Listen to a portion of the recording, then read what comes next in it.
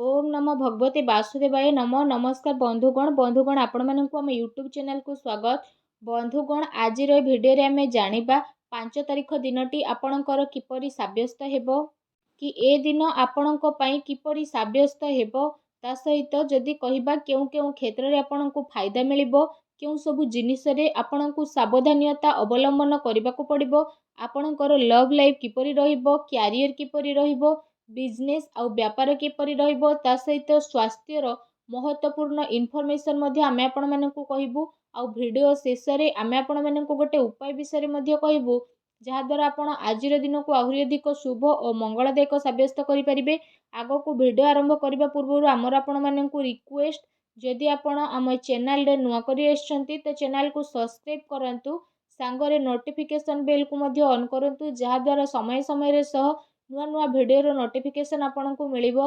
आसंतु जानिबा किपरि रहिबो आपनक पई विशेष भाबरे जदि कहिबा आजिर दिन तो सबुठारु प्रथमे आमे जानिबा कि कोन आजि आपनक पई पॉजिटिव रहिबा पई जाउछि।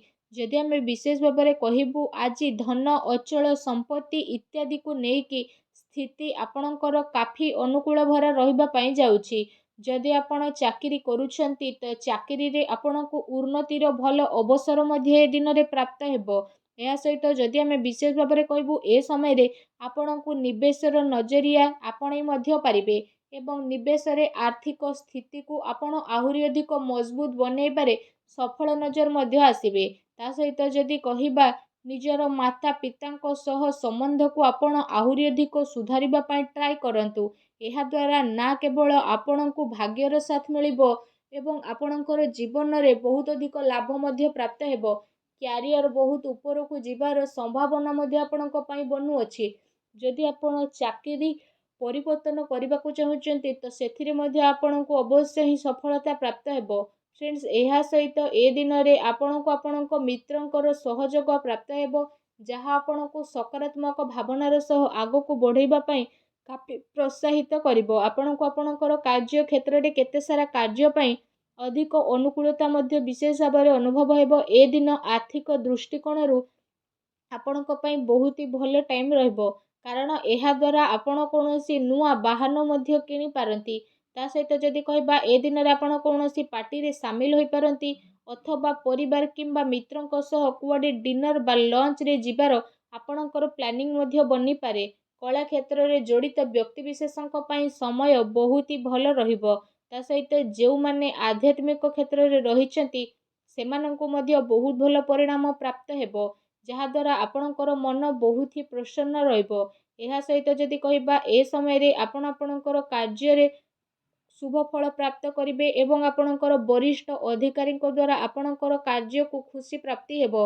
आपणक कैरियर रे लाभ मिलिबो एवं जदि आपण मनरु परिश्रम करूछंती तो सफलता पाइबा पई एवं पदोन्नति पई आपणको केही भी अटकेई पारिबे नाही। आसंतु जानिबा आपणक पई कोन नेगेटिव रहइबो। जदि कहिबा ए समय रे कोनोसी लोकंकर निज ससुर घर पक्ष लोकंक ठारे झगड़ा मध्ये होई पारे अथवा आपणकर जीवन साथींक द्वारा निज घरे पक्ष नेबा द्वारा आपण दुई जनक भितरे मनांतर मतांतर स्थिति आसी पारे। सेथि पई आपण क्रोध उपरे नियंत्रण एवं बाणी रे संयमता रक्षा करंतु, अन्यथा विवाद रे पड़ी पारंती, तेणु टिके सावधान रहंतु। ए कथार आपणको अवश्य ध्यान रखिबार अछि कि अत्यधिक आत्मविश्वास रे पड़ी कि कौनसी भी भूल निर्णय आपण आदु नियंतु नाही एवं निजर अधीनस्थ कर्मचारी को कौनसी प्रकारर कष्ट आपण दियंतु नाही, अन्यथा स्थिति आपणकर विपरीत मध्य होई पारे। हेति पई आपण रेडी होई जांतु एवं संभावना को सतरे बदलैबा पई आपण चेष्टा मध्य करंतु, कारण एबेर टाइम आपणक पई परिश्रम करिबार समय अटे। सेथि पई आपण निहाती भाबरे परिश्रम करंतु, निज दायित्वर मूल को बुझिबा पई आपण ट्राई मध्य करंतु। ता सहित एथिपाई आपणको आपणको परिवारर कौनसी अनुभवी व्यक्तिंकर परामर्श नेबार विशेष भाबरे आवश्यकता रहिछि। केते सारा कथा को नै आपण चिंतित मध्य होई पारंती, जहा द्वारा शारीरिक तथा मानसिक रूप रे आपण अस्वस्थ मध्य अनुभव करिवे। परिवार सदस्यंक सहित आपणकर मनांतर मतांतर मध्य होई पारे। सकारात्मक भावना एवं आत्मविश्वास आपणक कार्य रे आपणको सफलता प्रदान करिवो। ତା ସହିତ ଆପଣଙ୍କ ପାଇଁ ଏ ଦିନରେ ଆବଶ୍ୟକ ରହିବ କି ଆପଣ କୌଣସି ବି ନିର୍ଣ୍ଣୟକୁ ନେବା ପୂର୍ବରୁ ନିଜର ପୁରା ଟାଇମ୍ ନିଅନ୍ତୁ ଆଉ ଭାବି ଚିନ୍ତିକି ସମସ୍ୟାର ଉତ୍ତର ବାହାର କରନ୍ତୁ। ଆଉ ସମସ୍ୟାର ଉତ୍ତର ବାହାର କରିବା ପାଇଁ ପର୍ଯ୍ୟାପ୍ତ ସଂଶୋଧନକୁ ଆପଣ ବାହାର କରନ୍ତୁ। ପାରିବାରିକ ଜୀବନରେ ବୁଦ୍ଧି ମଧ୍ୟ ହେବ। ତା ସହିତ ଯଦି କହିବା, ଯଦି ଆପଣ ସମସ୍ତଙ୍କୁ ସାଙ୍ଗରେ ନେଇକି ହିଁ ଚାଲିବେ ତ ସମସ୍ୟା ଆପଣଙ୍କର ଧୀରେ ଧୀରେ କାବୁରେ ମଧ୍ୟ ଆସିଯିବ। ଆସନ୍ତୁ ଜାଣିବା ଏ ଦିନରେ ଆପଣଙ୍କର ଲଭ୍ ଲାଇଫ୍ କିପରି ରହିବ। ଆପଣଙ୍କର ପ୍ରେମ ଜୀବନରେ ଗଭୀରତା ଦେଖାଦେବ। ତା ସହିତ ଆପଣଙ୍କୁ ଜରୁରତ ରହିଛି କି ବାସ୍ ଆପଣ ନିଜର ଆଖି କାନକୁ ଖୋଲିକି ହିଁ ରଖନ୍ତୁ। ଯେଉଁମାନେ ଅବିବାହିତ ଅଟନ୍ତି ସେମାନେ ପ୍ରେମ ବିବାହ ପାଇଁ ବହୁତ ଭଲ ଯୋଗ ବନୁଛି। ପ୍ରିୟତମଙ୍କ ଦ୍ୱାରା ଆପଣ ଆପଣଙ୍କର ଦିଲ୍ର କଥା ମଧ୍ୟ ବିଶେଷ ଭାବରେ କହିପାରିବେ। ତା ସହିତ ପ୍ରେମ ସମ୍ବନ୍ଧ ଆପଣଙ୍କର ବହୁତ ଭଲ ରହିବ। ମନର ଅନୁକୂଳରେ ପ୍ରେମୀ ପ୍ରେମିକା ମିଶିବାର ବିଶେଷ ଭାବରେ ସମ୍ଭାବନା ବନୁଛି। ଯଦି ଆପଣ କାହାକୁ ପ୍ରେମ କରୁଛନ୍ତି ତ ତାହା ଦ୍ୱାରା ନିଜ ମନର କଥା ମଧ୍ୟ ଆପଣ ବିଶେଷ ଭାବରେ ସେୟାର କରିପାରିବେ। ପ୍ରେମ ସମ୍ବନ୍ଧକୁ ନେଇକି ଆପଣଙ୍କ ଭିତରେ ବିଶେଷ ଭାବରେ ଉତ୍ସାହ ମଧ୍ୟ ଦେଖିବାକୁ ମିଳିବ। ତା ସହିତ ଜଣେ ଆଉ ଜଣଙ୍କ ପ୍ରତି ସହାନୁଭୂତି ମଧ୍ୟ ଦେଖିବାକୁ ମିଳିବ ତଥା କାମ କାର୍ଯ୍ୟକୁ ନେଇକି ବି ନିଜର କଥାକୁ ଆପଣ ସେୟାର ମଧ୍ୟ କରିପାରନ୍ତି। ଫ୍ରେଣ୍ଡସ୍, ଆପଣ ଆପଣଙ୍କ ପ୍ରେମ ଜୀବନରେ ଆଗକୁ ବଢ଼ିବେ ଏବଂ ଆପଣଙ୍କର ପ୍ରେମ ଜୀବନରେ ଶାନ୍ତି, ସଦ୍ଭାବ, ରୋମାନ୍ସ ଆଦିର ବିଶେଷ ଭାବରେ ସମାବେଶ ହେବ। ତା ସହିତ ଏ ଦିନ ପ୍ରେମ ଜୀବନ ପାଇଁ ଯଦି କହିବା ବହୁତ ହି ଉତ୍ତମ ଭରା ଦିନ ରହିବାକୁ ଯାଉଛି। ଆସନ୍ତୁ ଜାଣିବା ଯେ ଆପଣଙ୍କର ବ୍ୟବସାୟିକ କ୍ୟାରିୟର କିପରି ରହିବ। ଯଦି କହିବା କାର୍ଯ୍ୟ କ୍ଷେତ୍ରରେ ବାତାବରଣ ଆପଣଙ୍କର ଅନୁକୂଳ ରହିବ। ତା ସହିତ ସହକର୍ମୀଙ୍କର ଆପଣଙ୍କୁ ବିଶେଷ ଭାବରେ ଭରପୁର ସହଯୋଗ ମଧ୍ୟ ମିଳିବ। ଯାହାଦ୍ୱାରା ସବୁ କାର୍ଯ୍ୟ ବହୁତ ହି ଆସାନୀରେ ପୂରଣ ହେବ। ତା ସହିତ ଆପଣଙ୍କୁ ଆପଣଙ୍କର କ୍ୟାରିୟର ଆଉ ବିଜନେସରେ ବହୁତ ଭଲ ଧରଣର ସଫଳତା ମିଳିବ।